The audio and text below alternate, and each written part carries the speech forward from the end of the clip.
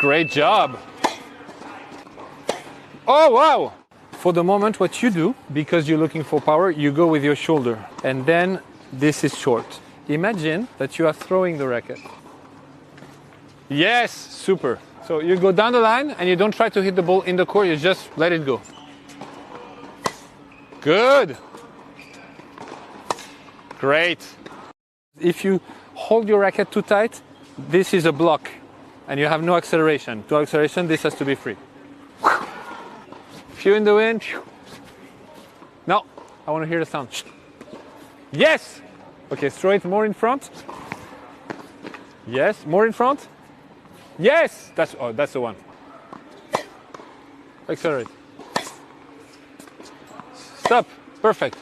So when the head of the racket is fast like this, you can use it. If you hit flat, the ball is going to go like this, bam, like yours. Now if you do the same but from down to up, it was speed, it was fast, but the ball was slow. Why? Because the ball went from down to up, the racket head. Super. Great. Amazing! This one, fantastic. When you do that, you see that the racket opens here and then you accelerate. Yes, so 1, 2, 3. 1, 2, 3. Yes! Start the opening here. Yes, exactly. And then you... Yeah, wow! Parfait, ça. Again. Start. Boom! Parfait. No, that was good. Was good. It's just this part here. You control a little bit. And this is when you have to really let go. You see this shoulder who stays here? Ready? And once you're here, you're gonna throw it and this elbow can finish here. Now the last thing, keep your head on the ball. Okay? Do it. Oh la la! Great, amazing! Great job! So much better, so much better. Oh wow! Look at this shot. You're not going to try to hit hard. It's going to be difficult for you to do that. You're not going to try to hit hard, but you're going to finish your serve with the two arms here. Both of them, okay? What we're going to work on is rotation of the body, because as you see, it's normal because you're still young, so you're not very strong yet, and so you try to you look for strength and you do a bit like this, and with your shots you're fluid. You know, I want the same fluidity here. That's what we're gonna look. Good. Yes. Good. That's very good. Again. Yes. Gaël Monfils serve. Why is it so efficient? So first, Gaël decides to start his serve with his 2 feet very close to each other. Second, when Gaël reaches the trophy position, his elbow is perfectly aligned with his shoulders, which is ideal to transfer forward. His timing is perfect. When his racket head starts to go down, he already pushes on his legs. And then the racket head goes down, does a loop, reaccelerates to hit the ball when his body is at his highest. Now look at how he finishes his shot. Like Andy Murray, both arms goes on the left side of his body. And the interest of that is that it increases the use of the rotation of the body. So guys, the 3 things that we learned from Gaël Monfils today are a very solid trophy position, a great timing, the rotation of the upper body that you can measure with having the shoulder under your chin at the end of the motion.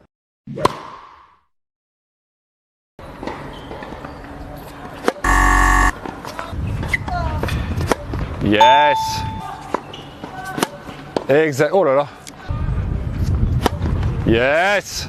So 2-3 things. First, your rhythm. You take the time to do a good serve, which means 1, you have to count 2 in your head, and then you can accelerate. Okay, not. Okay, do it.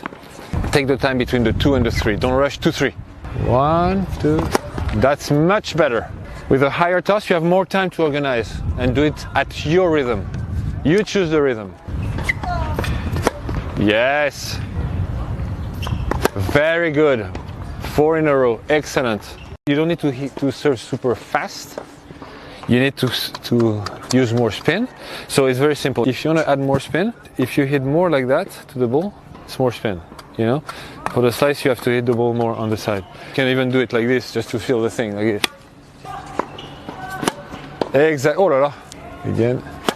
Yes! As you can see, I put some kind of a round target, because it can be shorter than that, but it cannot be deeper. So this is what you have to aim at. When you reach this target, you're gonna hit the side fence before hitting the back fence. Okay, now we're gonna do both. You're gonna toss high enough, you're gonna serve normal, and you're gonna use as much as you can the slice, make the ball turn as much as you can, and find this short zone for your slice serve. Yes. I liked it because there was a good spin. You heard the sound? Yeah. That's the sound we want. Yes! Just before you accelerate your hand to hit the ball, just before, the moment you're ready to accelerate, that's the moment you push. Okay? You're here, you're ready to accelerate, you push on your legs and you accelerate your hand at the same time. Ready? Now! Voilà, super. And then you pass this over the net. Ready? Push! Voilà, super ça. So the only reason why you would hit the net, or is because you push too early on your legs. Okay? So keep that in mind. Ready? Push! Voilà, super. As you can see, the net is quite low. It's like less than a meter. And you see how much space you have over the net? Quite a lot. So the first goal when you hit a tennis ball is to go over the net. And it's sad to hit the net when it's that low. So that's why I always like to have a good margin over the net. And when you watch tennis on TV, you think that the guys are playing that high over the net. And that's not true. They play super high over the net, all the guys. And if you look at how many balls hit the net during a match, not many at all. Because they always have the margin over the net. Yes! Very good. Super good. So good. I would like you to try something. So when you hit your forehand, I would like you to keep your head up, and then after you can turn. Because what you want when you hit a ball is to have everything as stable as possible. So just acceleration of the hand, and then the arm follows, and then the shoulders follow. But everything else, super stable. The more stable, the more accurate you'll be, right?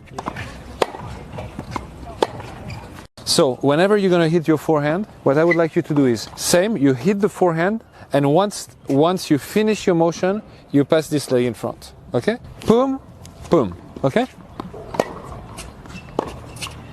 So take your time, I want you to play, just hear the hand acceleration, put as much acceleration as you can with your hand, like really let go, but use that speed here, not to create pace, to create spin. But here, if you can accelerate even more here, do the best you can.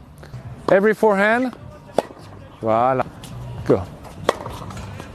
What we would like to see every time is when you hit your forehand, at the end of the forehand, the shoulder that is behind finishes in front, here. You want to show me how you can do that? Yes, exactly. When you hit your backhand, your body weight transfers from back to front. You go back, front, you see? Here, here. When you hit the forehand, you go from back to back. So this is better because this goes front, which means that why I want this to go front? Simply because when it goes front, you keep the ball much longer in the racket, so you have a better control. But we would like at the same time to see that your body weight goes from here to there. That's why I want you to pass the leg after. Yes, yes. Boom, boom, okay? Before you hit, you have to have your weight there.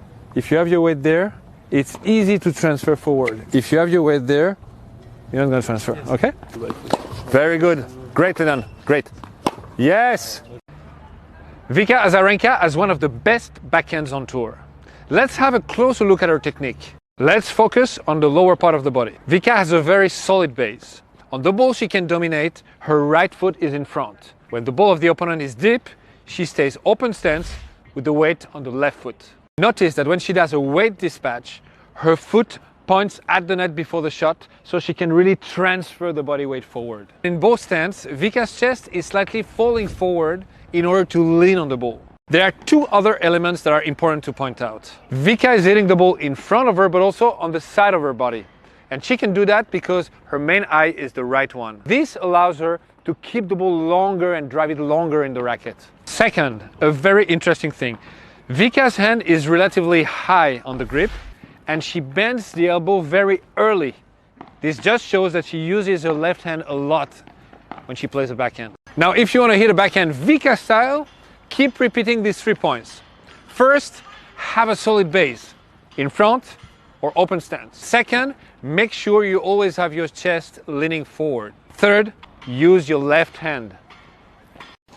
Just make sure you don't run like that. Never, unless the ball is really deep. Otherwise, run like this. I'm gonna feed you 4 hands on the side. If the ball is deep, you can run like that. If the ball is shorter, you run like that. If the ball is very short, you come in. Ready? Go. Good. Parfait ça. Good.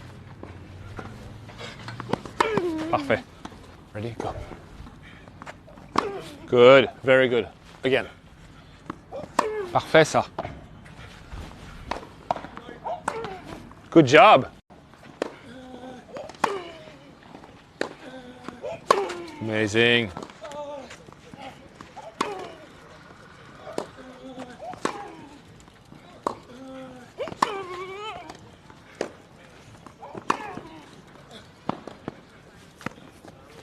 The way you cut the trajectories on the side, especially on this one, unbelievable.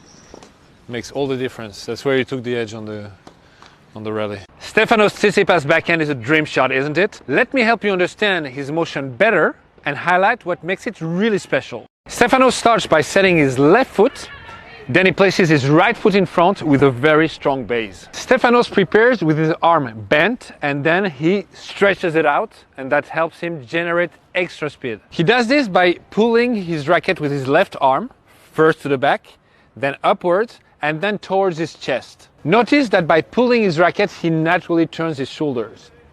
And he can manage to do that because his dominant eye is the right one. After he hits the ball, his eye stays where he made contact. And this allows him to be very stable and very precise. Here we clearly see the role of the hand in generating spin. The racket head at impact is perpendicular to the ground, and then the racket head goes upwards to grip the ball and create spin. If you want to hit a 100 backhand like Stefanos Tsitsipas, here are the things you need to focus on. First, have a strong base. Second, pull your racket head in preparation, keeping your arm bent. Then, stretch it out. When you hit the ball, keep your eyes at contact point. And at the end, use your wrist to grip the ball and create spin. So now it's your turn to play.